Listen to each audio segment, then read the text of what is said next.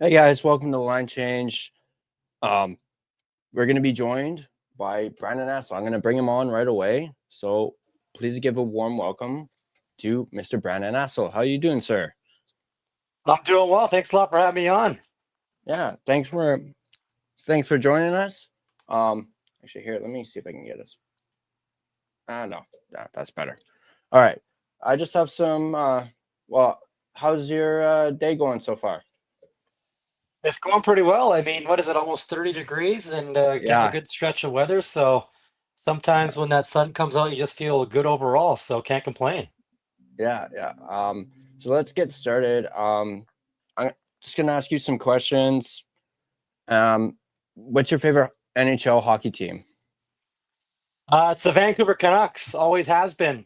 I don't have the best memory in the world, but I remember the 1994 Cup run and watching the games at my old house. Can remember what our TV looked like, where I sat, where the heartbreak happened. So I've been a diehard fan since the early 90s, and we'll always have that Canucks loyalty for the rest of my life. Yeah. Do you have a favorite player, like from the past? Doesn't have to be a Canuck. Favorite Canuck, I know I may take some heat for this, is of all time is probably Matt Cook. Before he got into his demon era, if you will, especially when he was with Pittsburgh ending careers. But I was just such a huge Matt Cook fan. I remember I got his jersey with his autograph for one of my birthdays growing up. But obviously, always admired the Sedins are a couple of my favorite players of all time. Just the way they went about their business, the abuse they took to turn out the way they did as a couple Hall of Famers is unreal. And having the chance to see them a bunch at Abbotsford Center, being around the Abbotsford Canucks and helping the young players develop is just, I mean, what better resources can you ask for? Marcus Naslin, Brendan Morrison, a couple other Canucks that I grew up liking. And my favorite non-Canuck player of all time, and I'll probably take some heat for this, is Patrice Bergeron. Just love the way he plays the game. I didn't play anything like him. I was a center, but like he was so good, 200 feet. Had the skill to score 40 goals every year if he wanted to, but really took pride in playing in his own zone and was such a good teammate. Battled hard, played through like punctured lungs, separated shoulders. He was just the ultimate warrior, and was a sad day when he retired a few years ago for me. Hmm. I guess that's a bit of a segue. Who's your favorite current player? Favorite current player. You know what? I've since Bergeron retired, I've been kind of in limbo, and I recently jumped on the Mark Scheifele bandwagon. Again, similar player to Bergeron, a solid Mm. piece, but sorry, I don't know if you lost me there. Someone just give me a Yeah. call, but just the way that game plays hard, very skilled, reliable defensively, but that can change. I'm open to taking on more favorite players, but right now the guy for me is probably Mark. All right. Do you have a favorite current Canuck? Favorite current Canuck. Um, I mean, it's anyone that gets called up from Abbotsford. So maybe on defense, Junior PDD is probably my favorite Canuck right now. I mean, the way he was able to adapt from going from the Abbotsford Canucks to Vancouver and not miss a beat was not even a surprise because he only knows how to play the game one way, and that's a hard physical brand. And you can see the Canucks fans really enjoy the way he plays the game and turned into a bit of a fan favorite near the end of the season. And he's just only scratching the surface. He's going to be a Vancouver Canuck for a long time and a good one. I completely agree. I was blown away by when he was moved up to the NHL and just the physicality from him. Like he's not afraid to get into it. And I saw a little bit of that during this season. And I was like, okay, this guy's a keeper. He's not going to put up with crap. Yeah, no, he So, welcomes the contact. He'll go looking for it. He wants to get whacked in the back of the legs. He'll give it right back to you, no problem. He doesn't care how big you are, how much of a veteran, or how many years he played in the league. He will make his presence known out there. And I remember his first game with the Abbotsford Canucks a couple of years ago was in Colorado. Jonathan Lecker-Mackey got steamrolled, and who was the first guy in there trying to protect him and stand up for Lecker-Mackey was Pedersen. And right then and there, I'm like, okay, they got a keeper. Mm-hmm. How did you get into broadcasting? So I was 18 years old. I was in the middle of my junior hockey career. Still had a couple years of eligibility left, and thought I was going to go back and continue to play, maybe move up the ladder to junior A. And then all of a sudden, after our season came to an end, I always wanted to get into broadcasting. I always thought it'd be after I was done playing, but just felt like, you know what, I'm probably not going to make it to the NHL. I don't think I'll get a scholarship, so why not just drop everything and try to get into broadcasting? We had a close family friend who was actually on Sportsnet 650, Marcus Fitzgerald, who was going through a program that he really enjoyed at Columbia Academy. Don Taylor went there. I've always been a big Don Taylor guy. And so I did research on what Columbia Academy was all about. And it was very hands on the air from pretty much day one or the first week. And I had a nice little sports broadcasting program as well for a couple of weeks, and ended up jumping into that industry and didn't look back. So kind of came out of the blue with something I always wanted to do, but got into it a lot sooner than I thought I would. All right. And then how did you get involved with Abbotsford? So I got involved halfway through the first year. There was another commentator in place, James Sobalski. And so I obviously was hoping I would get a look for the job or at least apply for it, but there never was a posting before the season. And then James was named as the play by play guy, I believe, on the first ever game at Abbotsford Center. And before that, I decided to take a gig with the Chilliwack Chiefs in the BCHL, which is just down the road from Abbotsford Center. I didn't think it'd be a long-term thing. I didn't know what would come of it. I just thought, you know what, let's give this a chance. I was honestly thinking about hanging it up and starting a new career. But this opportunity with Chilliwack came up, which has been a model franchise in the BCHL. I worked for the Langley Chiefs at the start of my career, so getting a chance to go to Chilliwack and knew what the fan base is like, I thought that'd be pretty cool. Despite it being a very long drive from my house, I thought, you know what, let's try this out for a year and see what happens. And I'm glad I did, because in January of that year, I got an opportunity to fill in for James because he wanted to quarantine as he was going to cover the Olympics in February. So I jumped into the play-by-play seat, did a couple of games, and eventually led to a full-time role. Nice. Wow. I'd be remiss if we didn't talk a little bit more, Abby, and the trade that happened the other day. I noticed you and you guys look like you guys were pretty close. Obviously, you spent a lot of time with him. What was your initial reaction to the trade happening? First of all, not surprised. I think it was something we all saw coming. Even I think Arturs could probably admit that. There was a log jam in the NHL crease with both Demko and Lankinen signed long term. And so it was pretty obvious that a trade was going to happen. It was just a matter of where.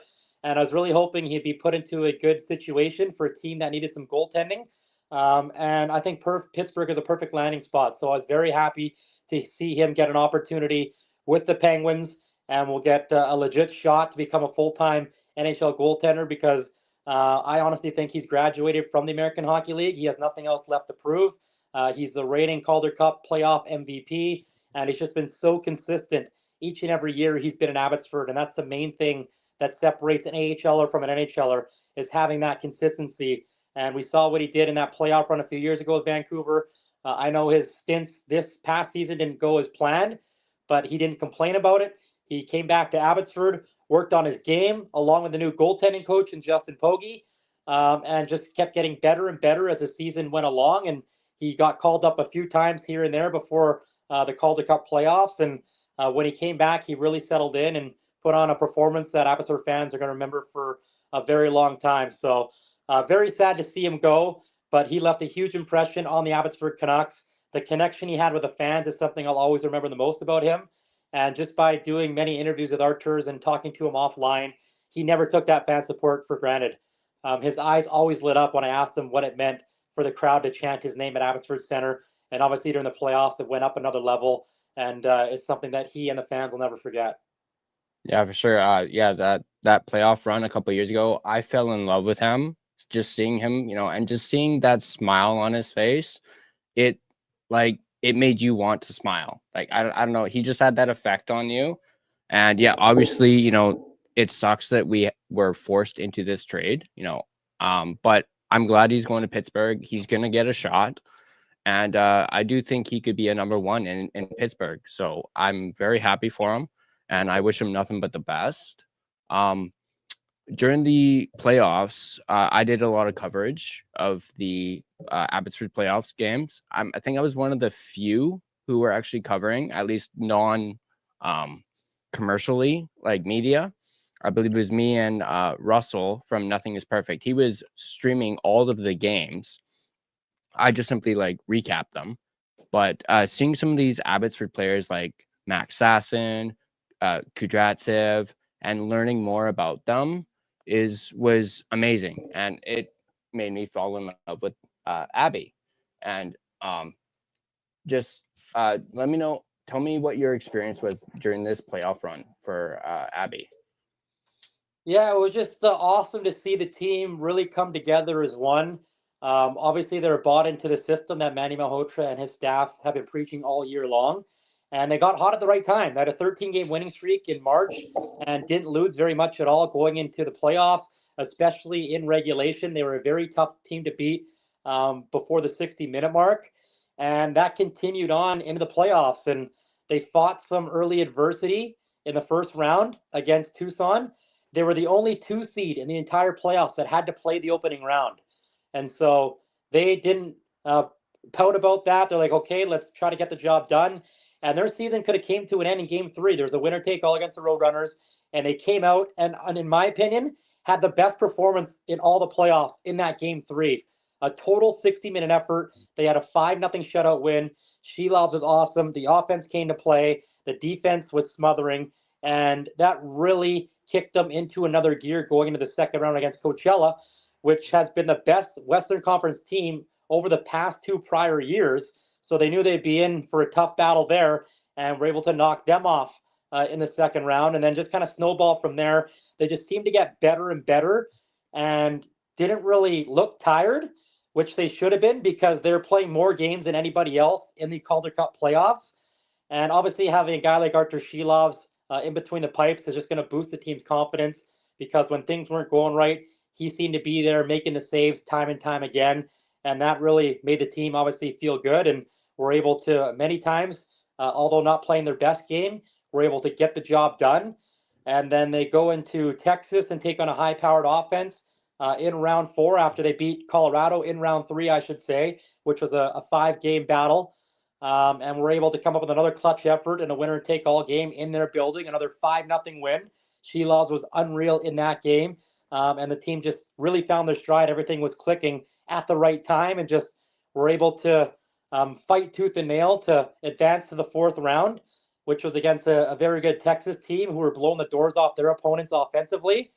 But going into that Texas series, I had a really good feeling the Canucks could shut down their top players. And for most of that series of the 6 games, they did, especially the games in Abbotsford.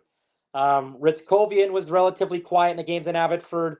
Cole Lynn was relatively quiet. Curtis McKenzie was quiet.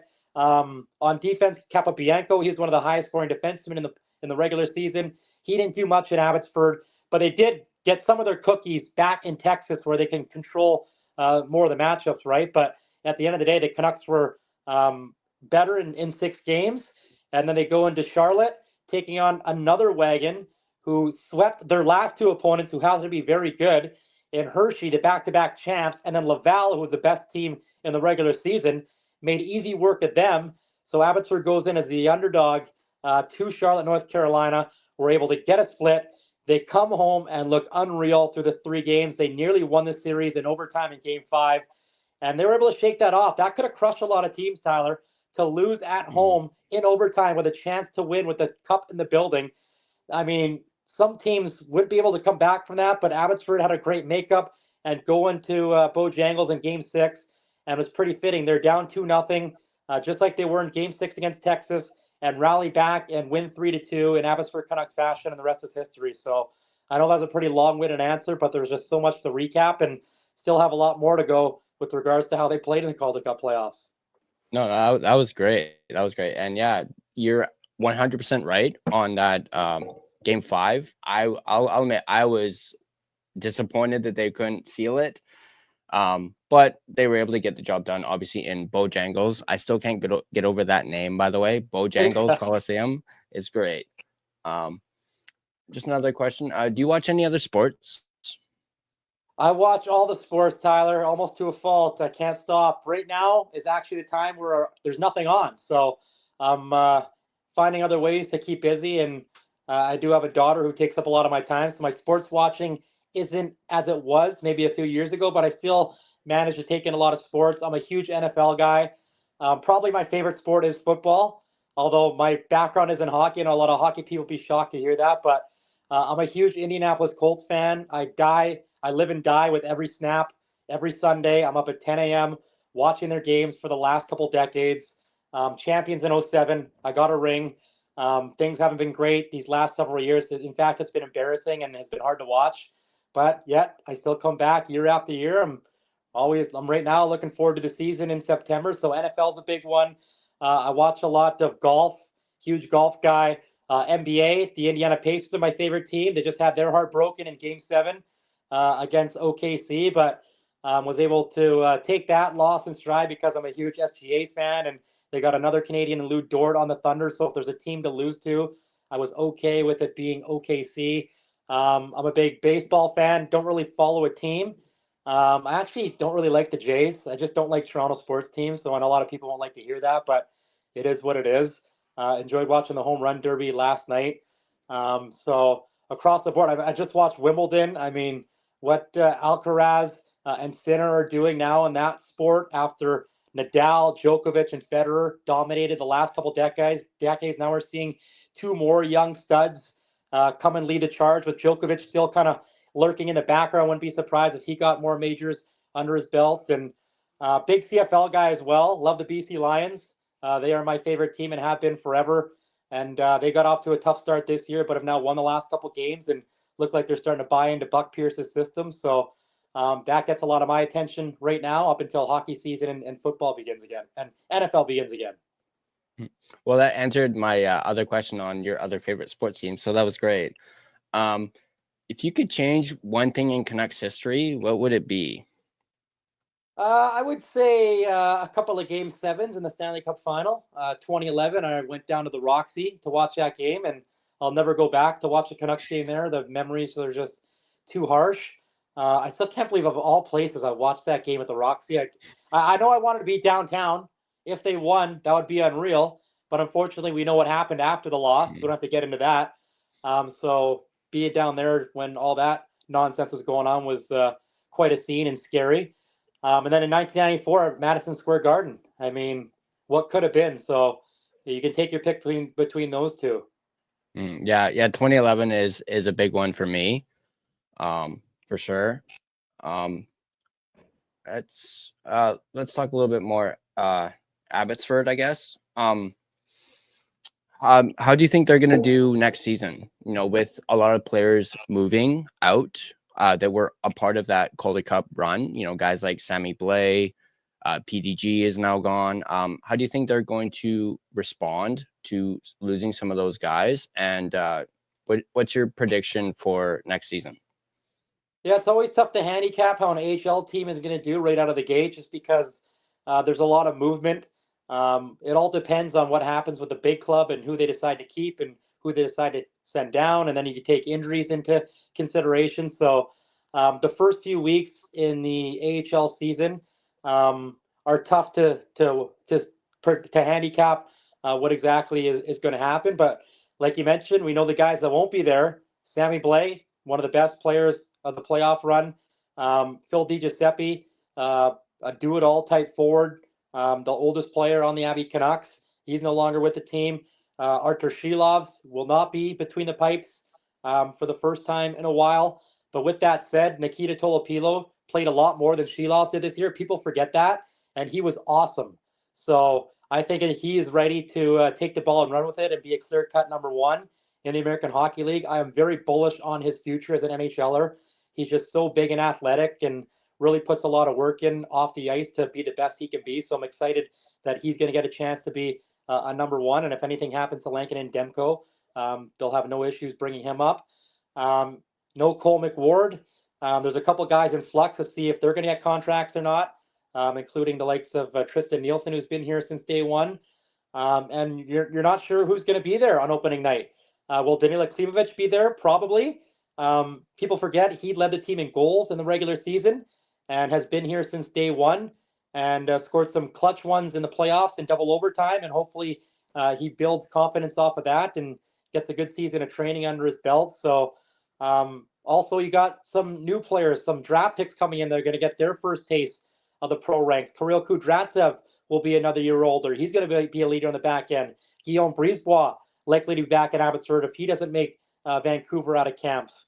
Chase Waters, the captain, will be back. So there's still a good mix of returning players, but just like any other team, there's going to be some youth in the lineup, and that's fun to think about as well. We got a question from the live chat. Green asks, which Abbey player will record the most points for the big club this year? His pick is Carlson. I would say that's a pretty good pick.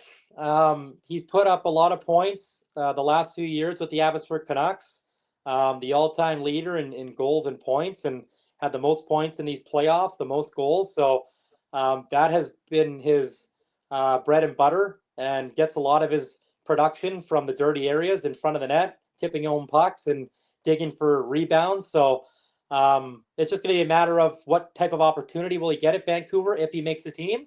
I know that he's probably going to have a good chance to crack the opening night lineup, and we'll see where he goes. It's likely going to be in the bottom six, right? And probably not getting power play time, whereas that was a lot of what he did in Abbotsford. But Carlson is a guy that has a very translatable game from the AHL up to the national, and I can see him working his way up the depth chart with the way he approaches the game.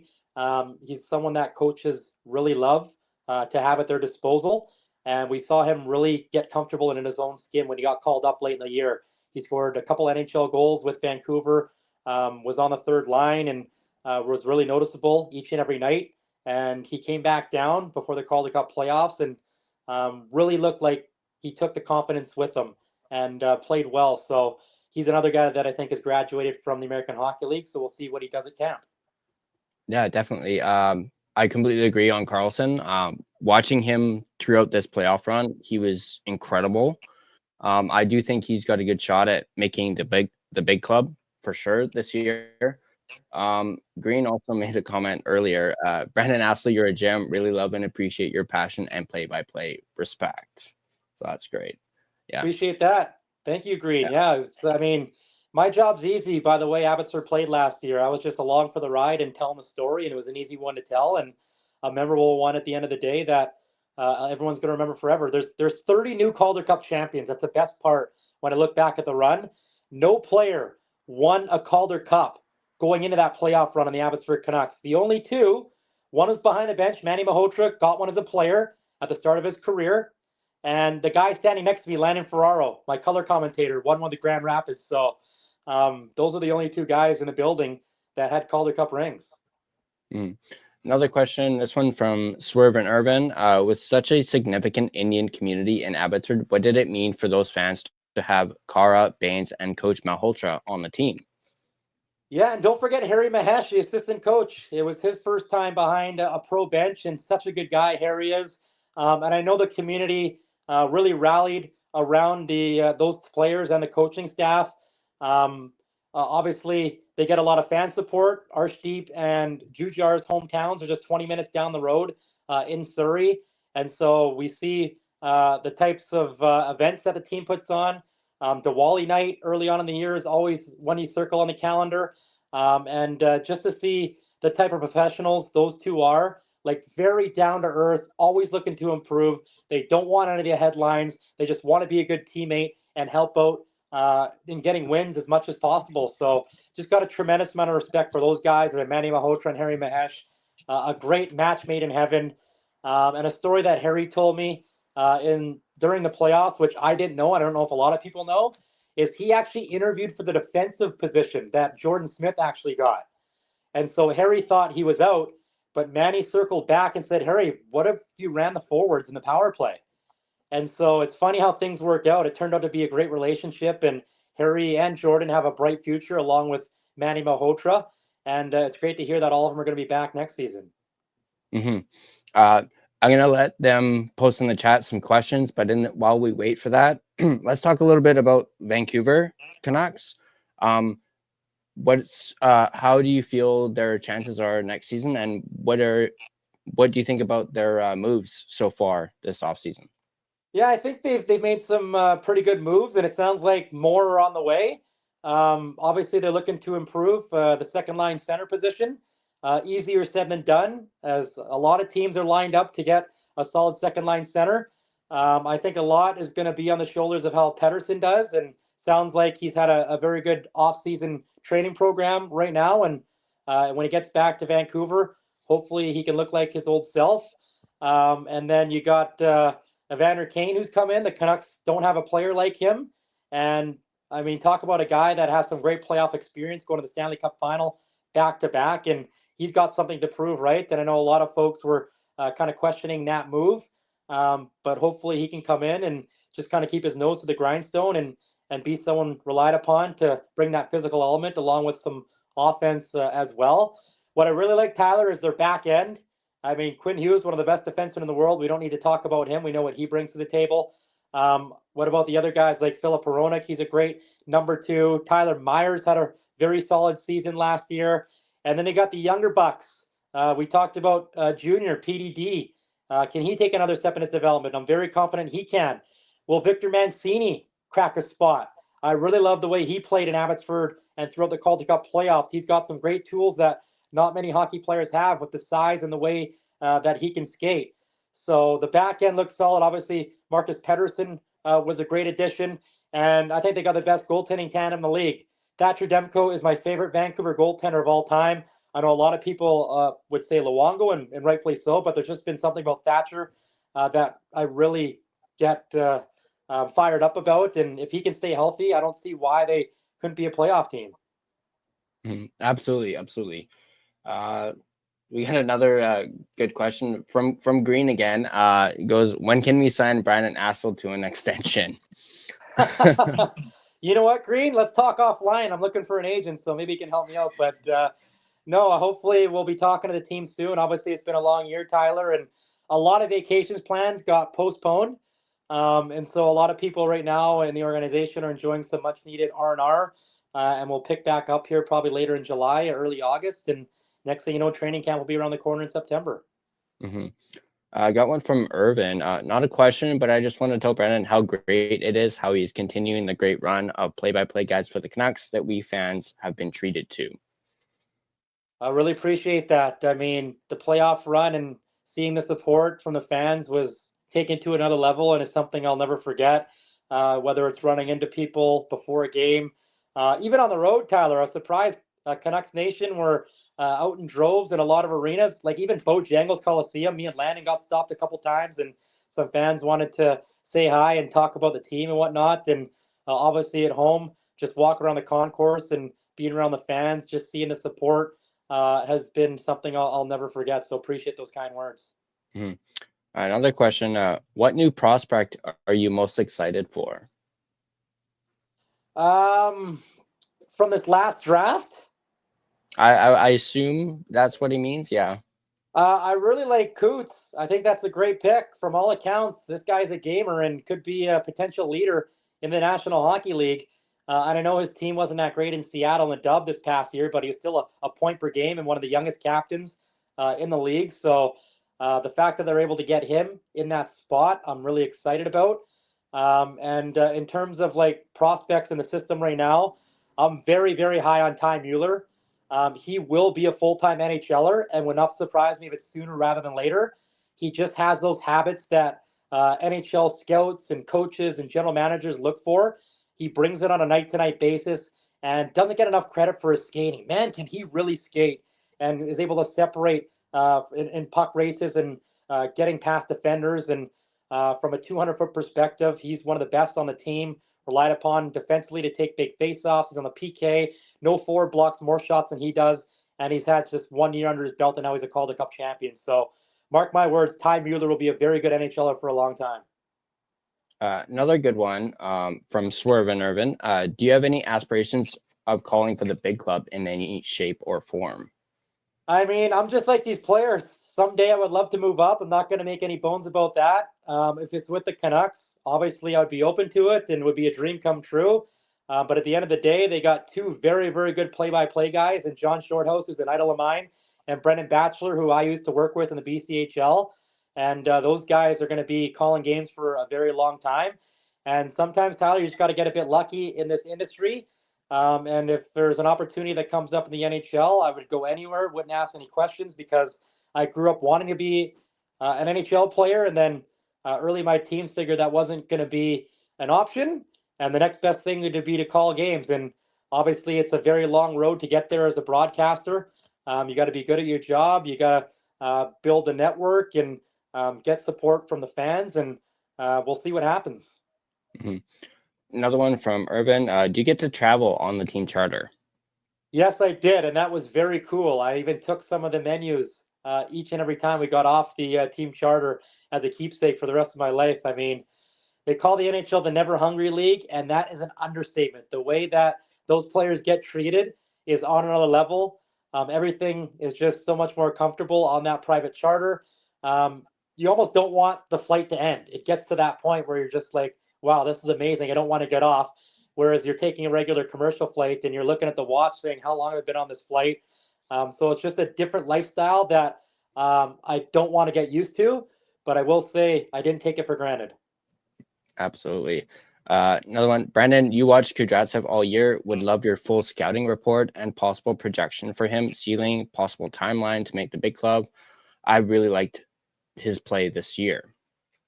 Yeah, talk about a guy that came in with no expectations. And I said it in the interviews throughout the year, just by talking with Kirill, he thought he might start in the ECHL. He was a guy coming from the Sioux Greyhounds, a late round pick, seventh round. Usually those guys don't start in the AHL right away, but the way he performed in training camp, it got name checked by Rick Tocchet and Canucks management. He went down to the AHL training camp and left his mark and earned a full-time spot. And I don't think it was ever even a conversation to send him down to Kalamazoo, which is Abbotsford's ECHL affiliate. There were points throughout the year where he sat and watched in the press box, and that's not the worst thing in the world. For at that time, a 20-year-old defenseman learning the ropes of the American Hockey League, and he never pouted. That's the one thing I loved about Kirill. Obviously, you want to play in the lineup each and every night, but there's a lot of solid defensemen that we saw in Abbotsford all year, and sometimes they wanted to play him but just couldn't find him a spot. But by the time playoffs came around, they couldn't take him out of the lineup. He just kept building and building his game throughout the year. And by the time March and April came around, he was in another element of his development. And he's still someone that's very young and still wants to get better. Really love the mindset that he has and the engine. He's someone that isn't going to get well outworked very often. If you measure him just by how tall he is, he's not the biggest at 5'10", 5'11", but he's thick. He's over 200 pounds. So he's someone that's not going to get knocked off the puck very easily. He's someone that welcomes a contact, kind of like Junior, PDD.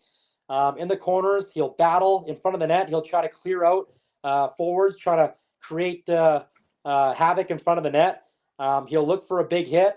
And on the offensive side, he makes a great first pass. He's on the second unit power play. He led the Canucks defenseman in points in the Calder Cup playoffs. He led the plus-minus department in the entire Calder Cup playoffs. He's just 21 years old, so I think he's got some very good potential, but at the end of the day, he's still young, and defensemen are a little harder to develop, and I hope fans don't see what PDD did this year and thought, like, okay, like, why can't that happen with everyone? Every prospect has their own path to the NHL, and careers might be a little different. It may take another year or two, and that's just fine, and he's fine with that as well. He knows there's still a lot more work to put in, so I'm definitely bullish on his NHL future, though. Mm-hmm. This is a good one from Urban. Do you have any funny stories about Victor Tiny Voice Mancini? Victor is a great kid. Came in after the trade, blindsided, obviously, a part of the New York Rangers organization. And the first time I got a chance to chat with them, I just knew that the Canucks had a good one on their hands. First off, I'm looking up at him like, how old is this guy? And he's very physically impressive, big. And I'll never forget, like, the first handshake. I have some pretty big hands. And it was like giving the Hulk a handshake. And I still give him a hard time about it now, about how big his hand's in, and we'll measure hands a couple times throughout the year, or I should say over the last few months. So Victor comes from a great family. I had the chance to meet his dad, his aunt, and his girlfriend in Charlotte. And so it was nice to see where he comes from. You can see why he's such a humble and good kid. He was raised very well. And I think that he's got a great future in the NHL. We've seen him get some games at Vancouver late in the year. We saw him play. He made the New York Rangers out of training camp. Like, let's talk about that. He made the Rangers out of training camp. So the fact that he was able to do that, I would not be surprised if he pushed for a spot out of the gates this year.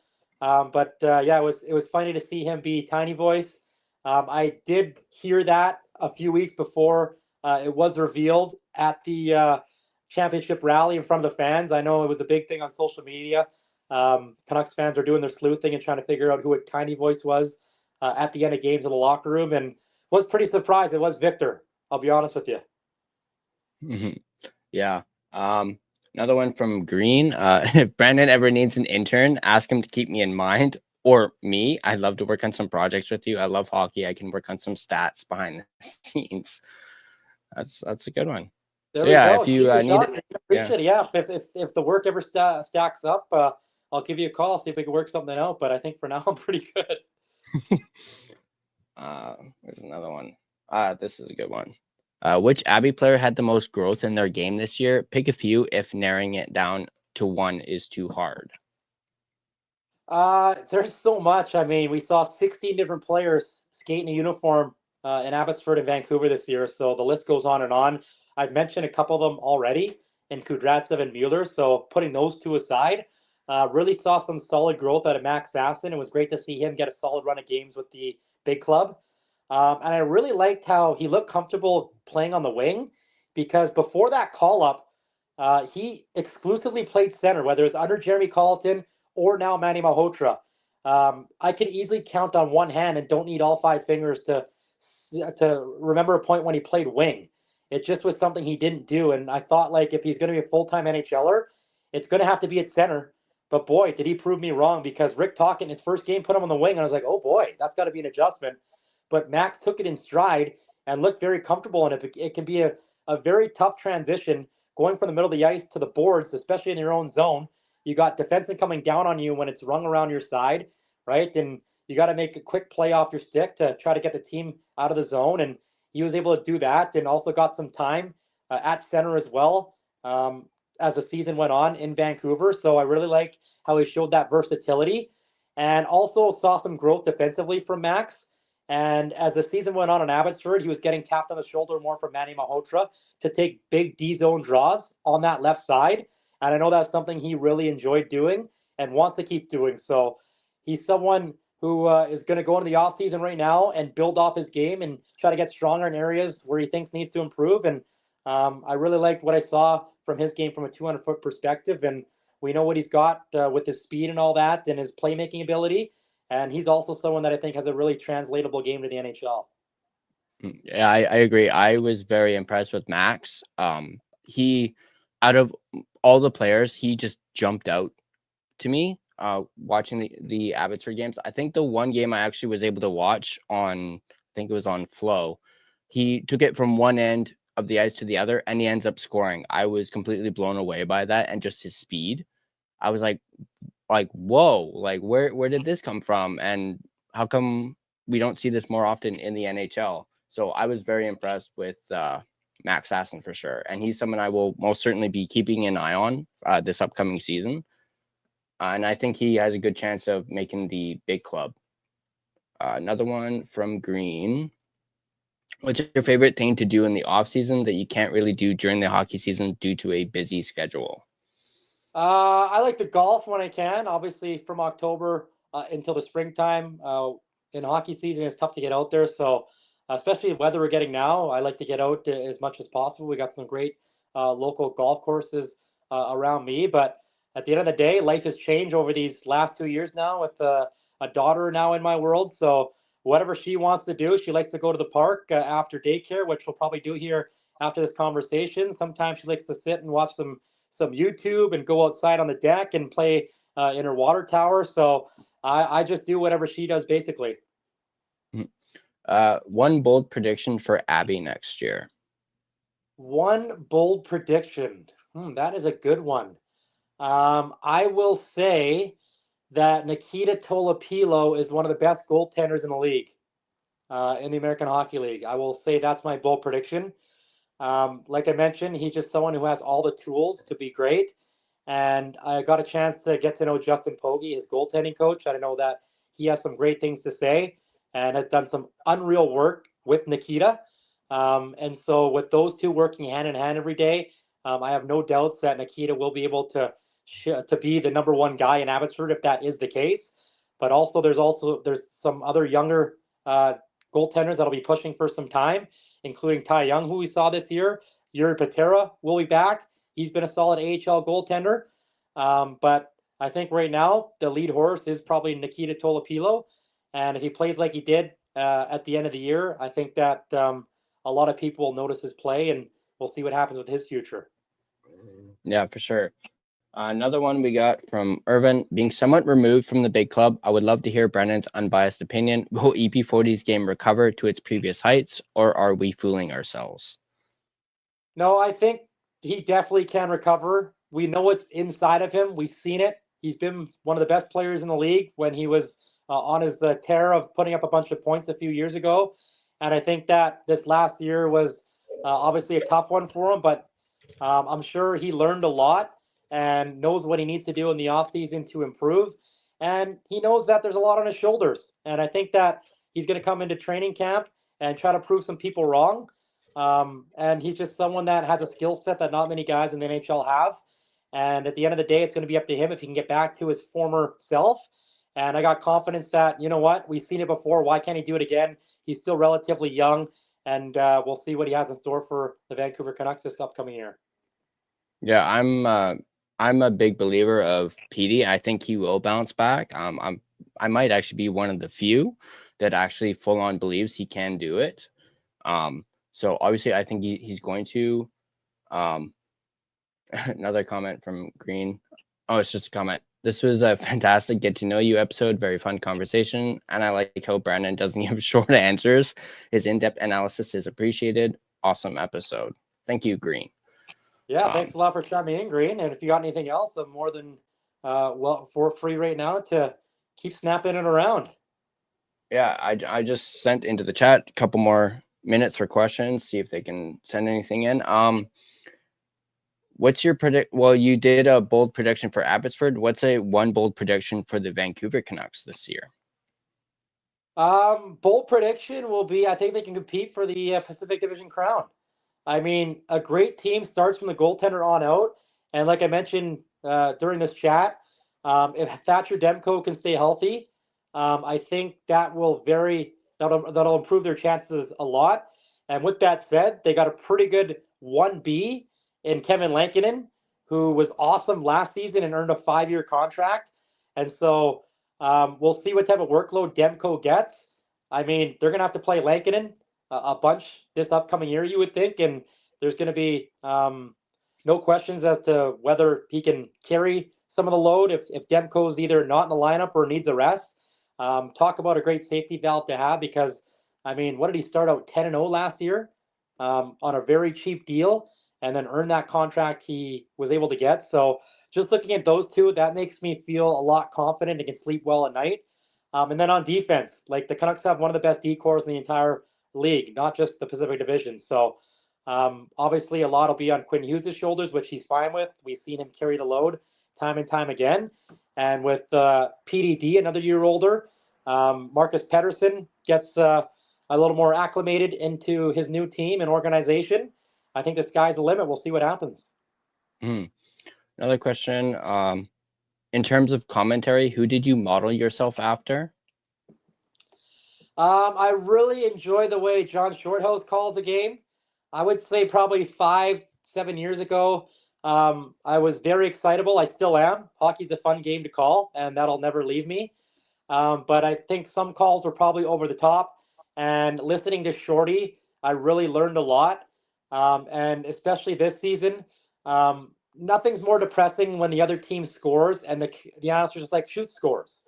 And it's kind of just like, you know what was that? That's like, this hockey's a fun game. Obviously, commentators are going to be homers and have a little more energy behind the home team scoring. But if the away team scores, like, you don't need to be depressed about it. Like, it's tough to score goals in the pros, right? And so if it's a nice goal, why not give it a little more excitement? And I know I did get some blowback this year. Some fans didn't like that. And I kind of was wondering, like, should I maybe tone it down and not be as excited when the opposing team scores?